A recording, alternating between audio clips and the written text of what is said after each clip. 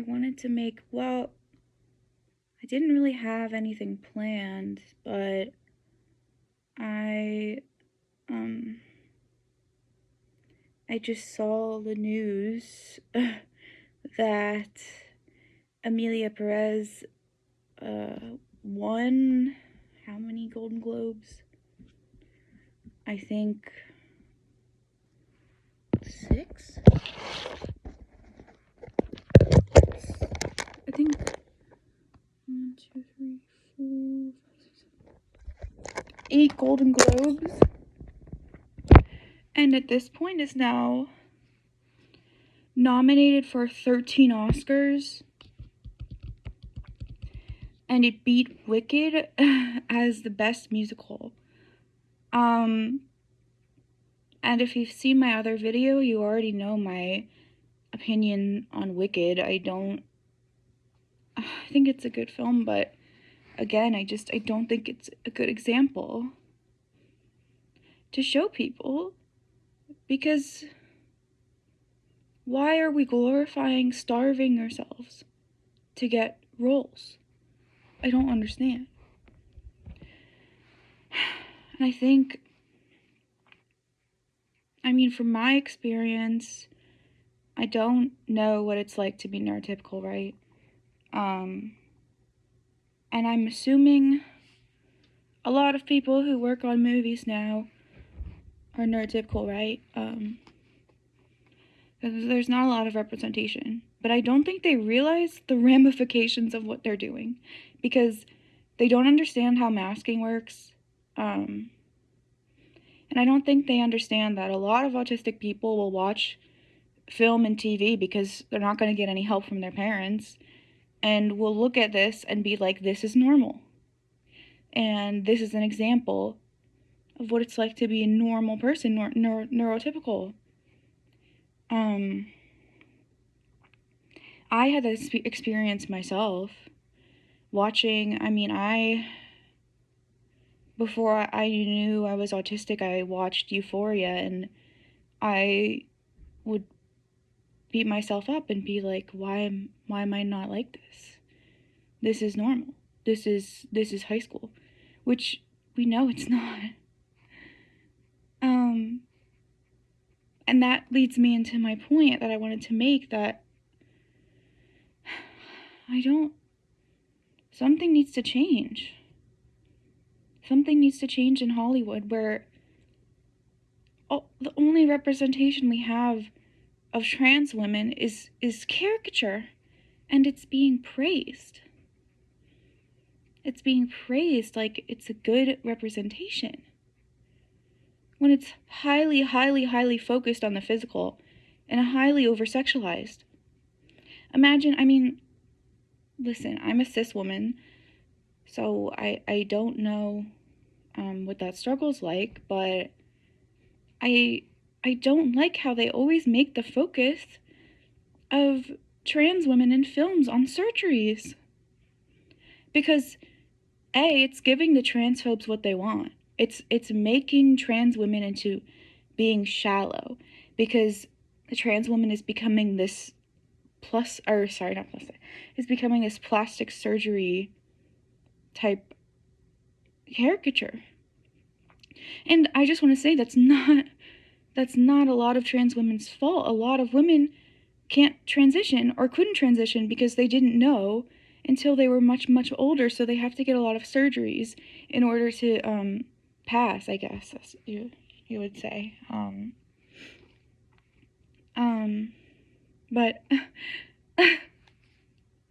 if you've seen the song where Emilia goes, I believe, I don't know, I haven't seen the movie yet, but she flies to Thailand, and they're singing about vaginoplasty. A lot of trans women aren't comfortable talking about stuff like that, and I know it is important in a way, because a lot of trans women do end up getting bottom surgery, but why does it have to be the focus? Why does it have to be a musical number? I'm just kind of sick of the fakeness and the phoniness in Hollywood. Like, if I were to make a film about a trans woman, I would not be highlighting the physical. I mean, yes, trans women are beautiful, but I would want to make her into a person and the character be a whole person. And and getting into caricature, why is somebody, first of all, a French man directing it is a French film, and I'll say this, and no, I'm not French, but I do speak French. I've lived in France. I've taken French courses for over 10 years. I've studied French film in school, so I do know a lot about the culture. So I would say this is a French film pretending to be Latino, but why does this white French man decide that he knows everything there is to know about Mexico? Why is the film not even, it wasn't even filmed in Mexico.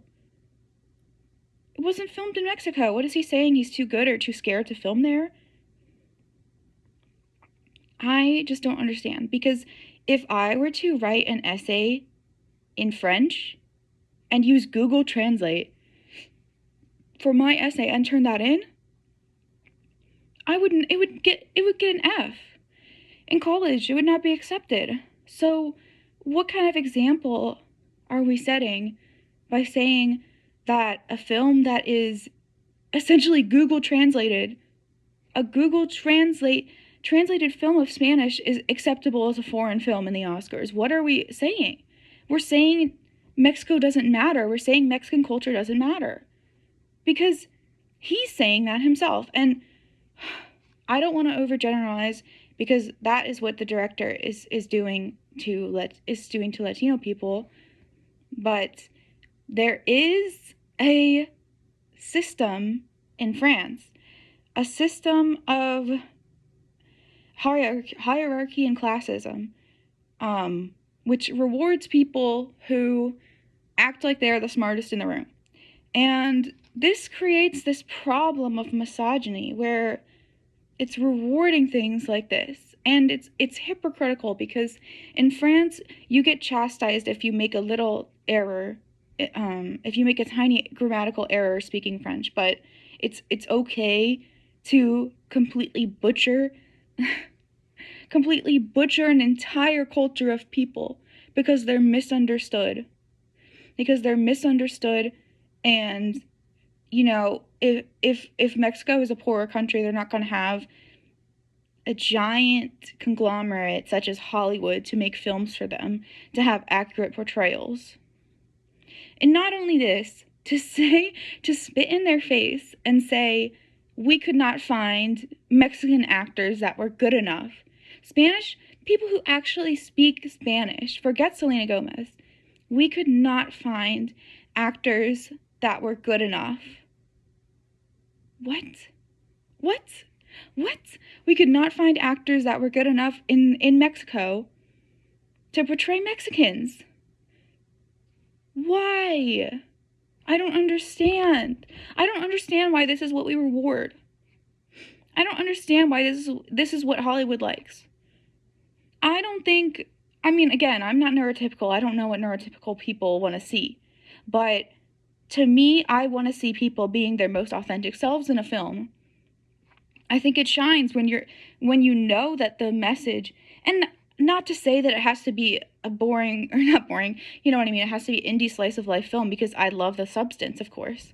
That film is extremely extremely over stylized, but her message is authentic, and that's what gets through.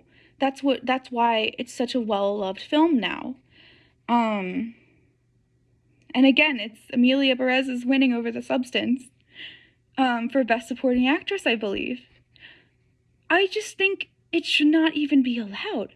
Because if he tried to submit this as a student film, I don't know. I didn't study film in college, but he would get laughed away. You cannot Google translate your language when you're making a film.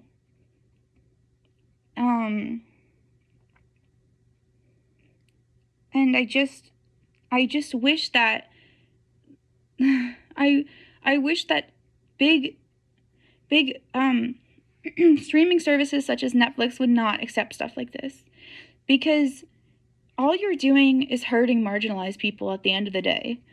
All you're doing is allowing these caricatures to be your portrayal. And again, many Americans are not rich. They don't have money to travel the world. So this is what they're seeing. And forget, so this is what they're thinking when they see Mexico.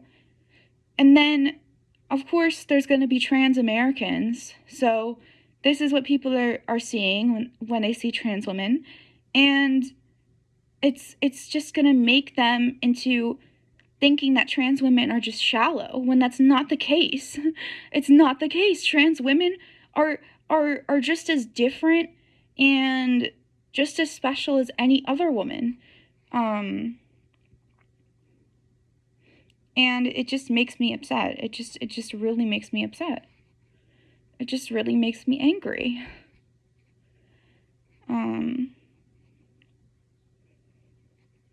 Maybe I'll make a longer video analyzing the film, but I just don't understand. It makes no sense to me. Why not, if you're going to write a story about these type of people, get marginalized people to consult on your film, get people of color, get Mexicans. I don't understand. So yeah, that's just what I wanted to say. Sorry if I got so heated, but I think people don't understand, neurotypical people don't understand how angry and how emotional it makes me to see things like this happen. I don't want to say who, but for her safety, but I do know someone who's trans, and she's just the sweetest person ever. And there was an event where I was just crying and sobbing because so many people were dead naming her, and they didn't know she's trans because she can't tell them, because of safety reasons. But I could just feel her pain, and my family was just like, stop, you're making a scene, stop it. But again, I don't think people realize, they don't realize how empathetic and how emotional autistic people can get because of the stereotypes. So yeah.